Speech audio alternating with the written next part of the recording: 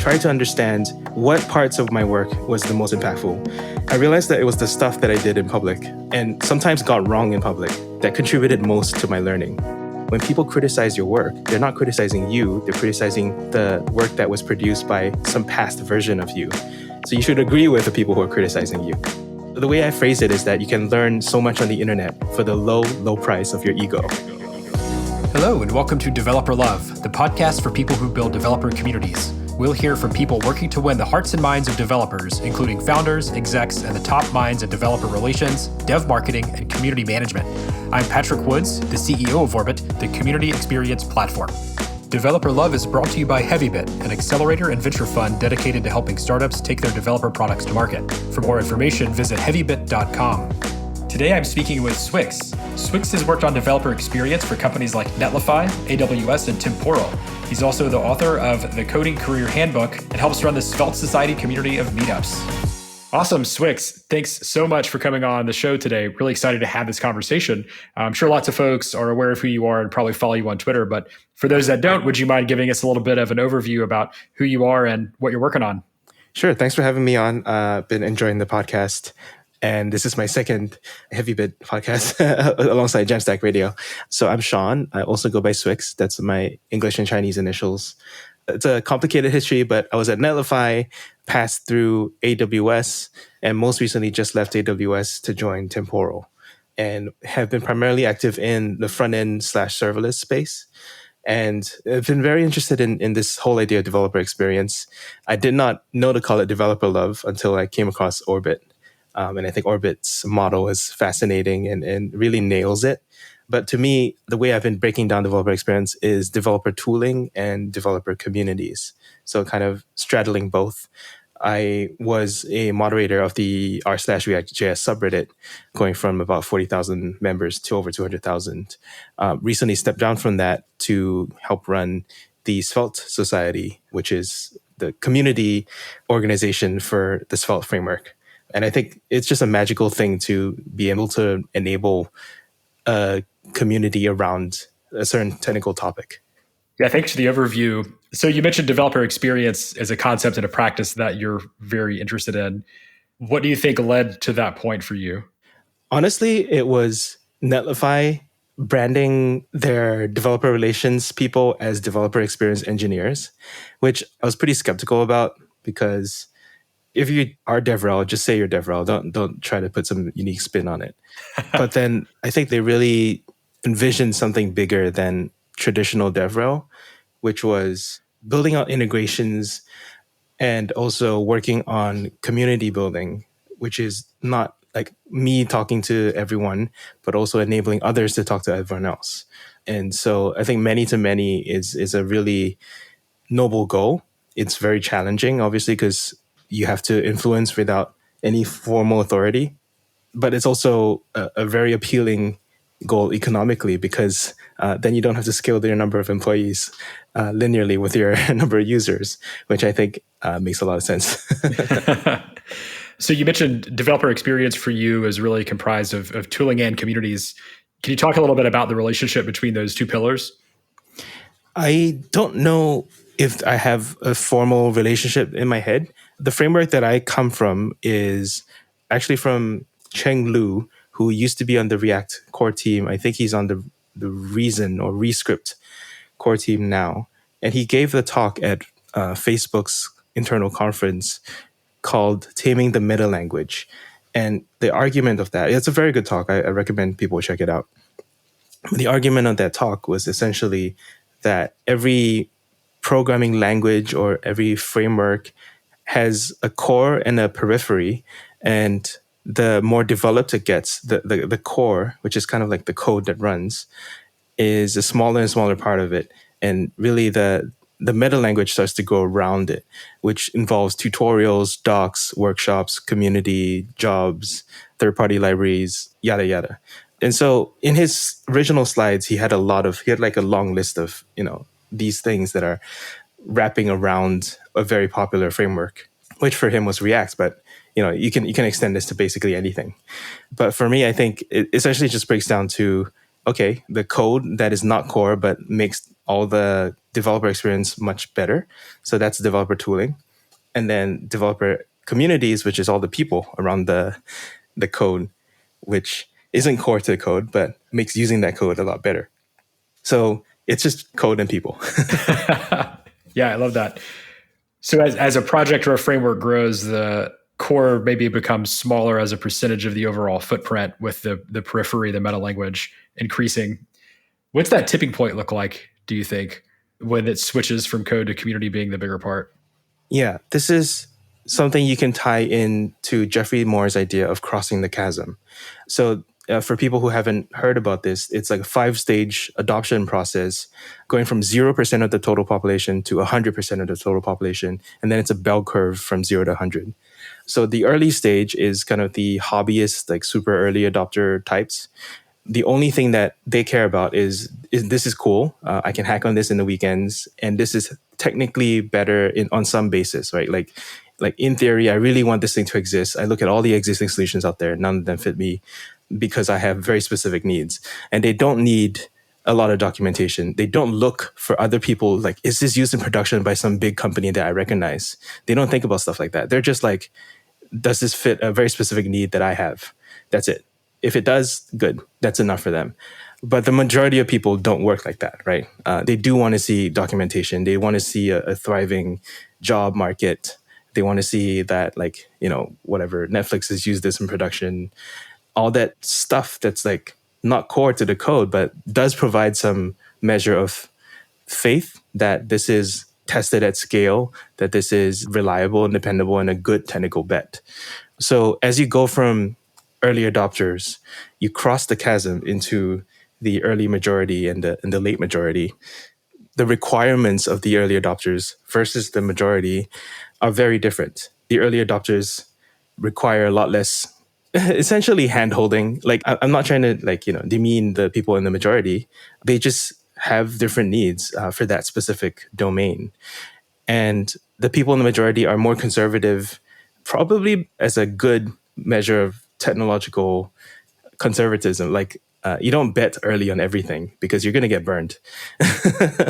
So I think it just makes sense to bet early on some things where it really, really counts, and then just be conservative, use boring technology on everything else. But it does make a lot of sense that the crossover is a very challenging thing, because when you start a framework, when you start a programming language, you're just like one person or like a small team just kind of hacking away, right? Like, you just care about the code and making it run fast or more securely, or like have special features that nothing else in the world has. That's great. And then suddenly, like, a community grows around you, and then they're asking for things like, can you make better docs? Can you integrate with my thing? This doesn't work well with my existing world. And you're like, okay, sure. Like, I want you to be happy. But that takes you further and further away from like just working on the thing itself. So I think as a project grows in importance and adoption by the majority of the community, you start to embrace different parts of the population with different needs. And I think that's the crossover point. I mean, I don't have a number for you, but people typically peg it at like, I don't know, like, 5% or 10% of the population, where it really starts just crossing over already, because there are a lot of people in the middle. Thinking about your experience with the React subreddit, what were some of the learnings or observations you had as that community scaled through those different phases? It's a challenging one because Reddit is a constrained format. It's essentially a link aggregator with upvoting in some comments. So, JavaScript is the largest programming language, and React is the largest framework within JavaScript. Arguably, there's some other measures. But when you have such a large community like this and a constrained format where, basically only one link or one question can be in the top position when you sort by upvotes, then there's a matter of like, what target audience do we want to target? Because there are a lot more beginners than there are advanced people, but people come for engaging, advanced, knowledgeable conversations. So there's always this tension between, there's a lot of beginners who don't know any better, and we should be welcoming to them, of course. But at the same time, if we make it too beginner focused, the advanced people will go away. and it will kind of lose its quality. So there's a very challenging tension. One of the ways that in which we solve that is to basically contain the beginner questions to a dedicated thread. And that's something that I did when I was starting out. basically like the promise you make is that you'll answer every single question that goes in there, which is a step up from Stack Overflow where you can ask a question and it just gets crickets. Right. And so that contains the beginner questions and allows other types of content to come up, which can be more advanced. And you kind of try to make the two extremes happy, even though you can never really do a fantastic job. So there are other ways in which for example, you can fork the community and create a specifically beginner focused one.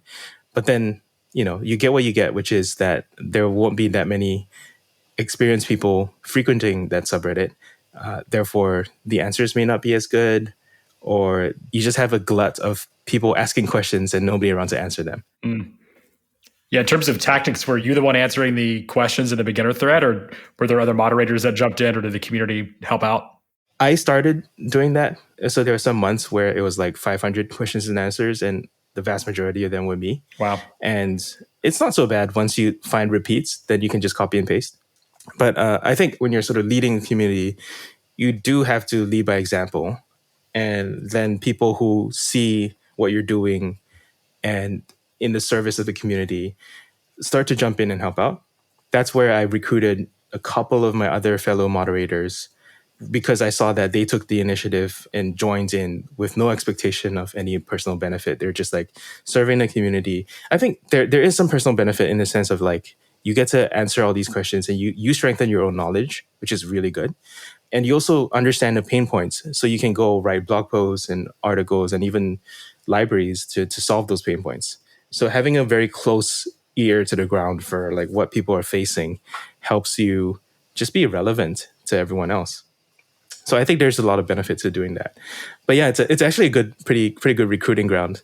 Basically, like if you want to be a leader of the community, just act like it and people will see what you're doing and then they'll, formally give you that position.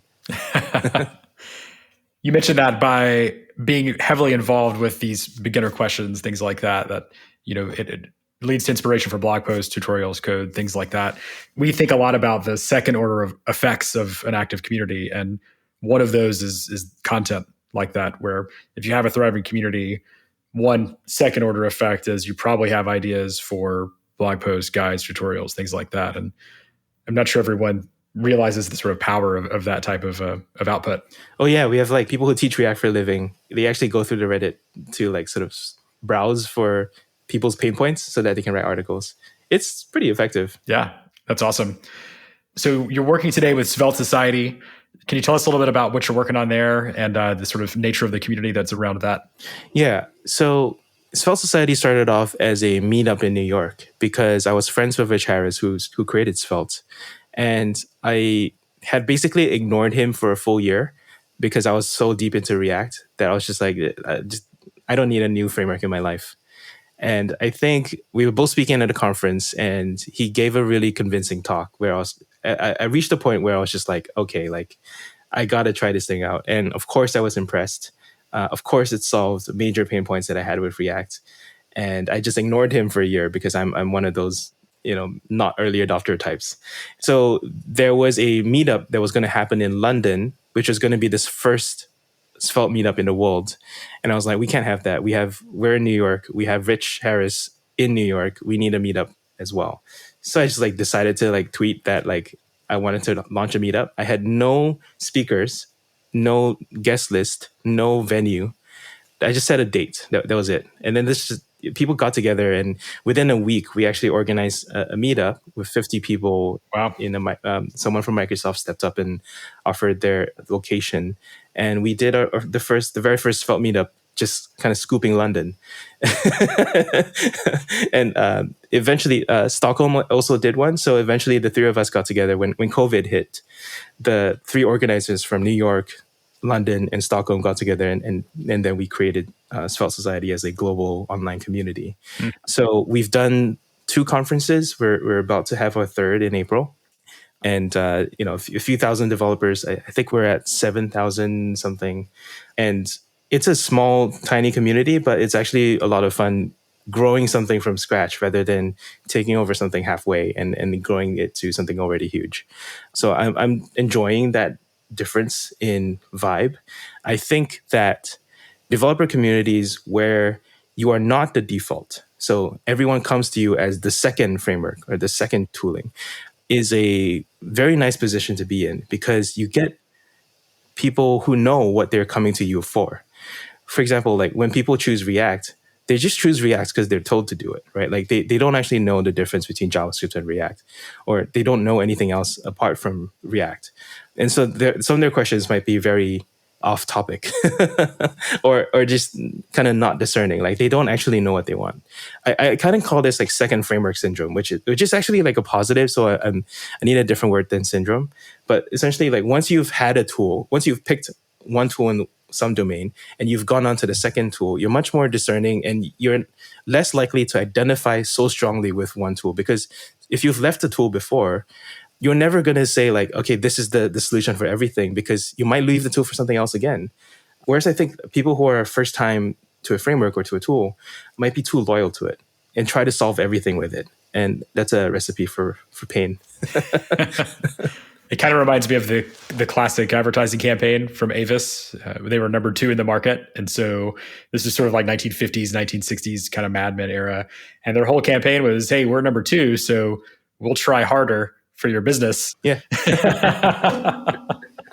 It's great. I mean, acknowledge that you don't have the top spot. But there are things that you can still bring that people still really value. And if you just say that, I think people recognize it and respect that. I do do a lot of marketing types in my line of work. And I don't like marketing that just denies reality. Like, I think it's way better to just accept it head on, call it out. Like the other famous example is Domino's, right? Like they're just like, hey, everyone, like we know our pizza sucks. We revamped it. Come try us out. And it worked. Big time, yeah. Well, this reminds me of a tweet you shared recently of talking about the advice to talk about benefits versus features, but your view is that the opposite is true for developers. For developers. Yeah. Can you talk a little bit about features and benefits when it comes to communicating with developers? Yeah, this is one I kind of struggle with back and forth. And specifically the tweet was about me relearning it.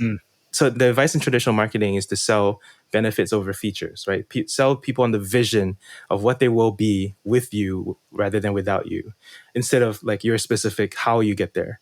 And that's why I guess when, people sell perfume or clothes or whatever, they show you, someone in a fancy dress or, some dude with a fancy watch on a yacht or something, like it's sort of association and that's how you do marketing in a traditional sense.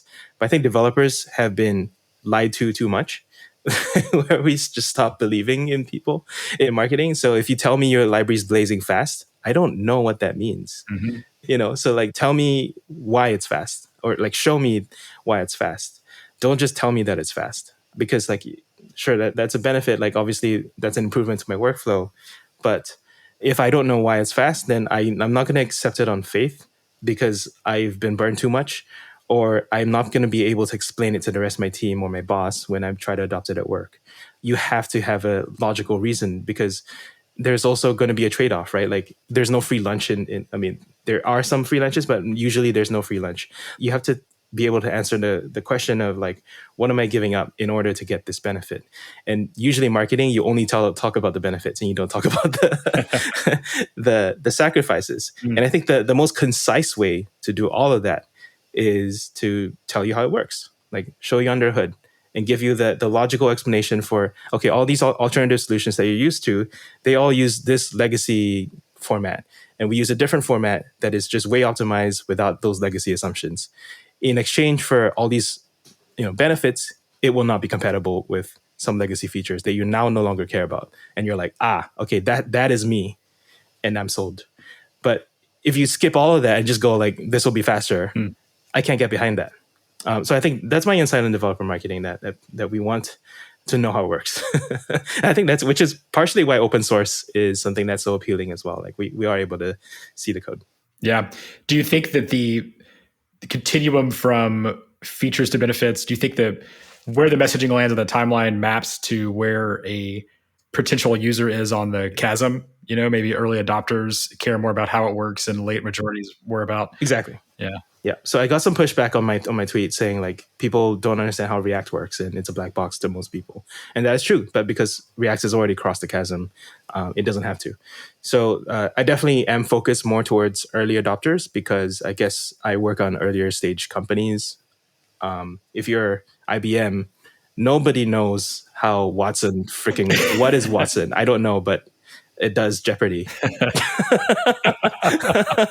Like I don't talk to the tile developers that buy IBM, but and no shade on them. Like it just really like I think when you're dealing on cutting edge stuff, you really have to open the hood. Yeah, agreed. Shifting gears a bit, you champion the idea of learning in public, and you describe your writing on this topic as your most impactful essay. So I'm really curious, how did the concept of learning in public become so central for you and your work? I think that it was a reflection of when you look back on your work for the past year. For me, it was like the past 6 months, and try to understand what parts of my work was the most impactful and what parts of my work didn't matter at all. I realized that it was the stuff that I did in public and sometimes got wrong in public that contributed most to my learning. And I think this idea, this name for it, I actually got from Kelsey Hightower, who is sort of Mr. Kubernetes now. But he's very much someone who learns in public. Like something that he just learned, he'll share it because it was valuable to him from 3 to 6 months ago. Therefore, it will probably be valuable to a lot of other people. It may not be like the most insightful thing in the world. He's not presenting himself as the expert on something, but that's not going to stop him from sharing something fundamental that he learned, which is useful. And if you do that, you not only learn faster because you get feedback from other people, both from people who know more than you and also people who are sort of with you in your journey, but also you get to demonstrate your interests, which is very good for your career. Like it's a two-way street. Like it turns your network from like an outbound network, like you reach out whenever you need a job, to an inbound network. Like people understand what you're into and they reach out to you for stuff that you are interested in. And I think that's a fundamentally different mode of operation than most developers are used to. And they don't even realize that this is possible. They're like, oh, you got to be internet famous to do this. And sure, like you can get internet famous by doing this. But to me, that's not the goal. The goal is to just have a record of what you learned, because when we do interviews, for example, we try to have this like really lossy compression algorithm. Like we compress all that we are, all that we can do, all that we've done into one piece of paper and hope that the other side has the right decompression algorithm Yeah. to unpack that. And then we complain about how broken the hiring process is because we stick to this completely useless thing. It's much better to have let's say like a site or a GitHub that just shows like I've been interested in this, I've been hacking on this for 3 years. And here's all the things I've done. It's instantly verifiable. It's kind of like a cryptographic proof of work. And you don't need some massive following for that. All you need to do is actually do good work. What's a tangible example of learning in public? Like, what does that look like in practice? So one of my talks was about how React hooks work under the hood, because hooks were a major feature of React that was launched in 2018. And a lot of people were talking about it and sort of not trusting it because it was a little bit magical. So I thought about this question and then I tried to make a small clone of it. And it was just a very simple, like 29-line proof of concept. And I tweeted it out. And this is a career hack as well. Whenever you tweet about a company's products or a framework's features, probably the people who wrote that feature will see it. Especially if there's a company involved, they'll have a Slack channel hooked up to their company's Twitter account. Like that's how it works, right? And so Dan Abramov from the React core team actually saw it, and it was like almost there. There's some flaws, so he actually gave me suggestions to correct it, and I just went and did it. And then that actually got a lot of traction. So that actually led to a blog post, that actually led to a workshop that was conducted with AK.io, and then eventually a conference talk at JSConf. That was my biggest talk to date. And all that just because I tweeted out a tiny thing that I was trying to work out myself. And I could not have got there without help, without feedback from other people.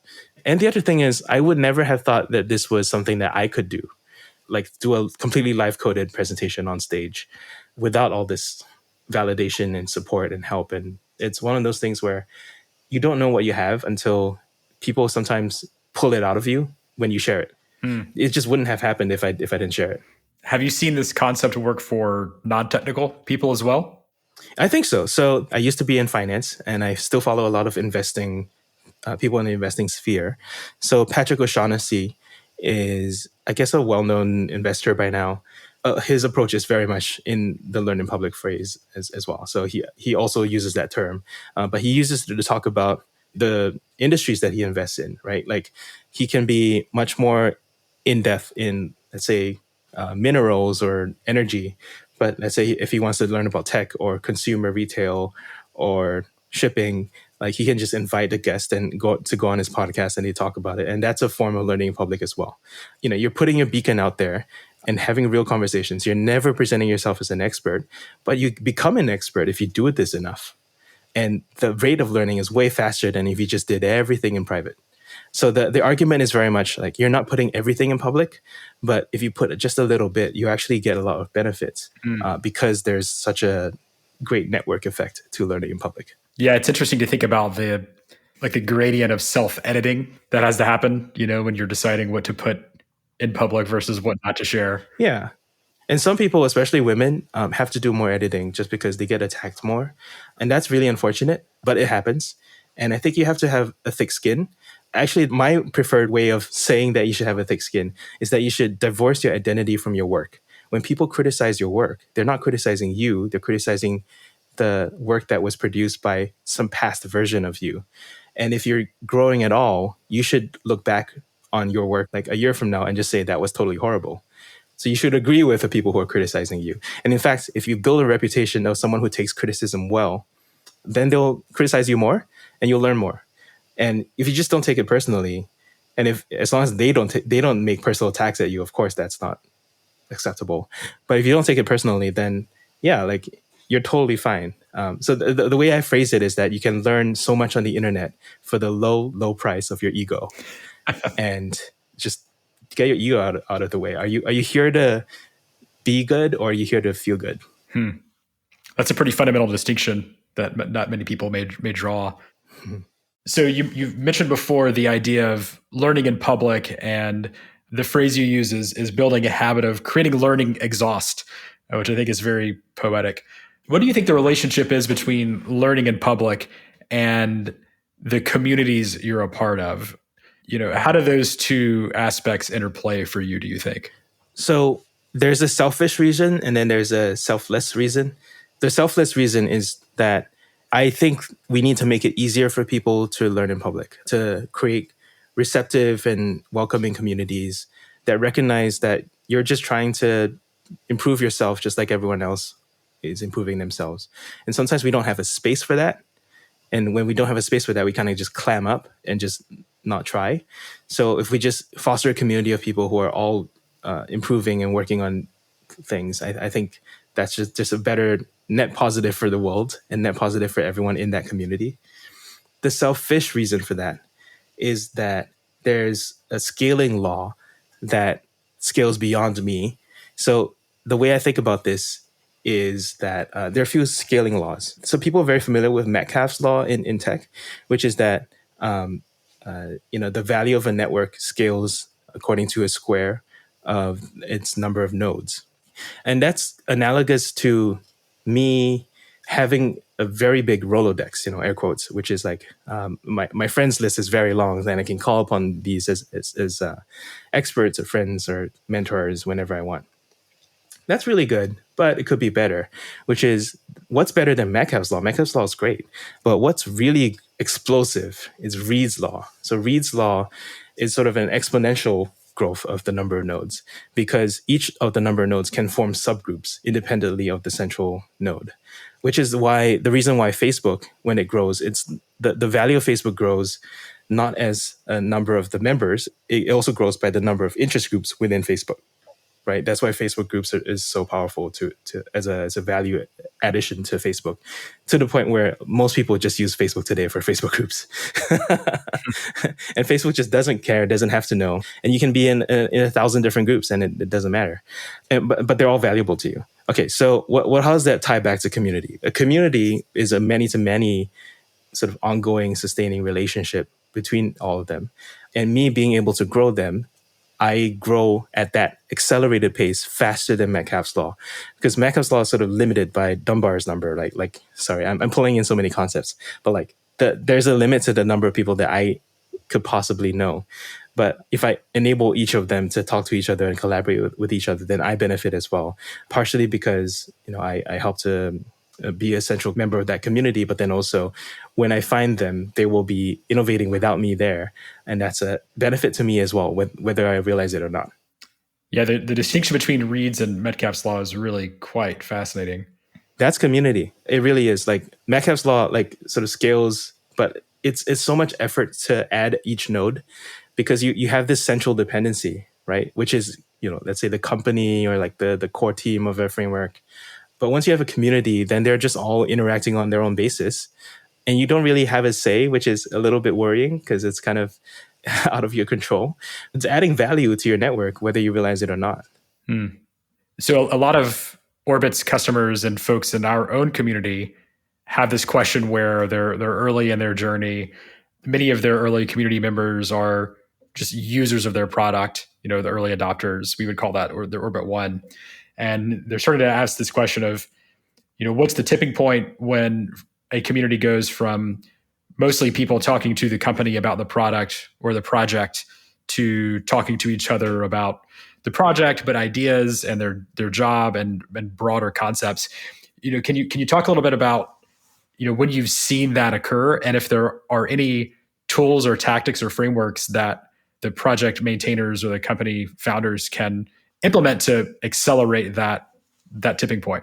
Yeah, I think I definitely am not the authority on this because I haven't seen this occur too much. I've seen instances of it, and I just don't know if I have the authoritative story. Like if I came over and if I said this is the general theory of how to make networks, I think I'd be a millionaire. Like that's very valuable information. But I'm actively researching this. So with all of that said, I think that what can be very helpful is that you make the identities and the interest graphs of your members of your network discoverable to each other. So a lot of times when you hire a community manager, their job is to know the community members very well, and they typically store it in their heads. But if you have a listing of them where people can actually independently search and discover, then you really find that independent connections start taking shape. But you as someone who manages that community needs to make that happen, because it's not going to happen in any organized fashion on its own. So one of the ways in which I think I do see it happening very effectively for a company or a framework is sort of an official partner designation. So you do have the ability to bless some people as the recognized experts. So at AWS, we have AWS heroes. We'll anoint external parties as serverless heroes or data heroes or machine learning heroes. These will be sort of recognized experts. I just saw that Webflow actually and Vercel have Webflow experts, or a Vercel partners program, where these are sort of the key integrators, system integrators, I think they're called, or agencies or whatever you call it, that are very keen on working with Webflow. So then they get a lot of benefit from associating themselves with you as experts, or just as long as they derive significant value from hiring or finding business off of you, then they're very engaged community members, and they're very incentivized to contribute to the value of your community. And it's just a reinforcing loop, because as you build that, then more people know to come to your community to find these people. And because more people come to find these people, then more people on the supply side sign up, and it's a demand and supply side sort of marketplace type of thing. So I do think that marketplace is kind of the ultimate business model. I am a huge fan of marketplaces, but it can be hard to start. And sometimes you have to bootstrap one side versus the other. But essentially what you're doing is a marketplace where you set the rules, you make it easy for people to transact, and you establish reputation systems, you establish trust, you establish this conflict or dispute resolution mechanisms. These are all traditional forms of a marketplace, but you can actually bring all those lessons, all of it, to communities. I love marketplace as a metaphor for community. The other thing that you can do as well is to organize events, because I think we as humans, we like okay, most of the time we like async. We like to do things on our own. We like to build our own networks on independently. But every few months, we love special occasions to like announce some things and to gather to celebrate something like, like a Woodstock or I don't know, basically a conference. But like, the definition of a conference is changing in the COVID world. But another thing that you can do is definitely organize events where people just get together, and sometimes it can just be like a small dinner. Let's say we can all meet up again in person. You can just like have like a day when everyone just gets together and just talks. And you as a community organizer, that's a minimum viable marketplace, which is just like, hey everyone, we're all gonna get together in this room at this time and day, which is what I did for my meetup, right? There's no economic transaction, you're not taking a fee or anything, but you're just making it possible for people to find each other. That's a marketplace. Thinking more broadly about communities in general, what are some trends that you've been seeing in the way communities are being built, or platforms they're using, or methods you're seeing, as we go into 2021? And what are some of the community building concepts that you're excited about? Oh, I'm so into this. Yeah, to the point where like I do have like an ongoing sort of research collection about dev communities and people who are innovating in community space. I always thought that things were sort of going online, things were going asynchronous. And then Clubhouse kind of changed everything for me. I realized that people actually like sort of real-time connection and the ability to ask questions and participate and chat. And sometimes video is an anti-feature, which is another interesting concept, right? Because Zoom was the darling and now Clubhouse is.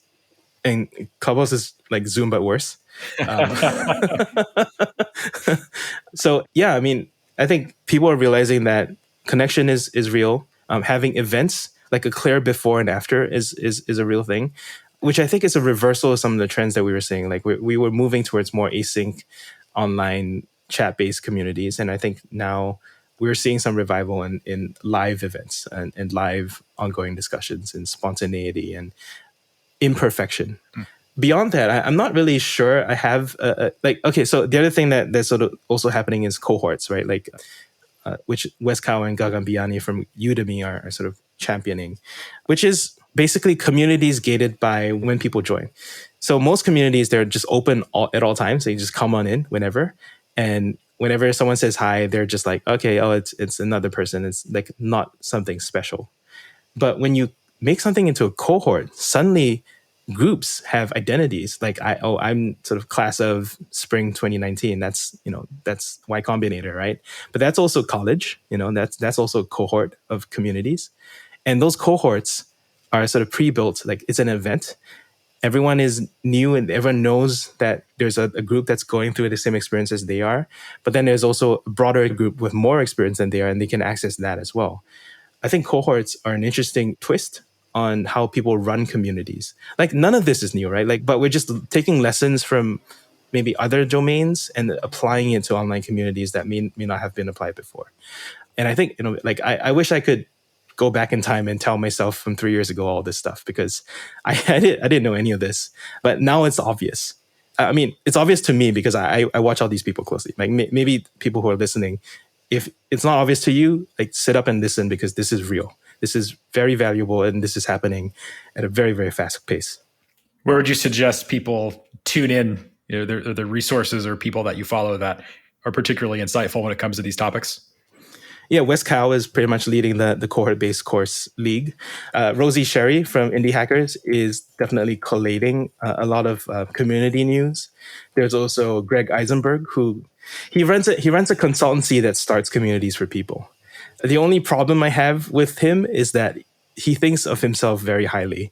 So he rubs people the wrong way, I think. Mm-hmm. But he does have valuable insights, which is very frustrating because, sometimes arrogant people are worth it. Yeah. It's like the complete opposite of someone like Rosie, who's like such an intellectual heavy hitter, but also so humble. Yeah. I got more resources for you. So by the way, I collect all this in my Circle community. So codingcareer.circle.so is where I collect all this information. So there's Get Together, which is a book and podcast for people who form communities. There's CMX Hub, which is David Spinks, who's been doing this a while as well. Yeah, there's a bunch of people in this community space. Lolita Taub is a VC who just launched the Community Fund. So they're specifically a venture capital firm that is focused on, companies building communities and companies building tools for companies building communities. There's the whole sort of circle of that. There's a lot of stuff, and then there's also a couple of books that people really like. So Nadia Iqbal, Working in Public, has some sense of community building in her sort of stadiums and whatever and village metaphors. Yep. And Lais Oliveira has a book on hacking communities, which I haven't read, but I've definitely singled that out for reading up. Anyway, that's just my resource dump, and I'm keeping this list because I think it's a growing knowledge base of what it means to run a community and what are all the different ideas that people are bringing to their communities. Awesome. Thanks for sharing that.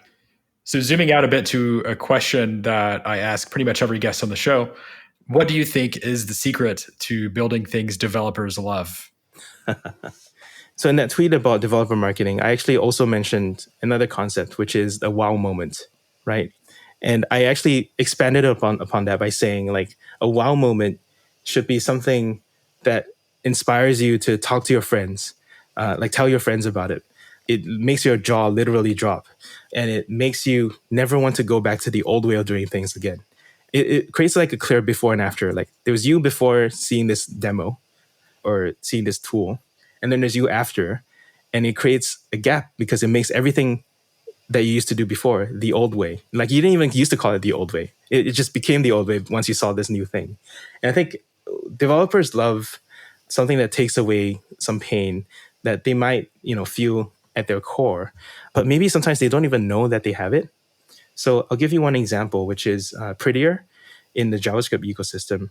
Anyone could have built Prettier in any of JavaScript's 25 years of existence, but nobody did until it's just some well, I know it's Christopher Shadow, but someone just went like, hey, Go has this really nice formatting tool.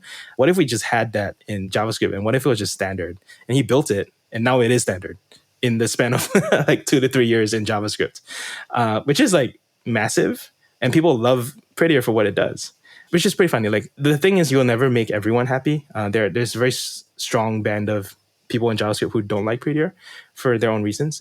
But you make a lot of people happy, and they do say that they love Prettier.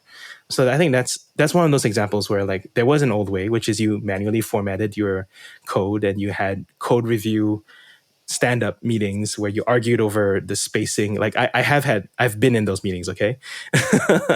And then there's an after with this tool where you no longer spend any time on that because you just have a standardized tool that just does all that for you. So I like that. And I think that's one example of making things that developers love. Aside from beautiful code, I always ask people, what's one thing you're loving right now? I'm loving Transistor.fm for hosting my podcasts. I do run a couple of small podcasts, nothing like yours, but it makes it very easy to host stuff and generate a website for you. And yeah, it just takes away all the pain for me that I don't want to do. So I'll pick Transistor. I guess I'll also pick Stripe because it's such an easy, I wrote a book and I run the entire fulfillment from beginning to end.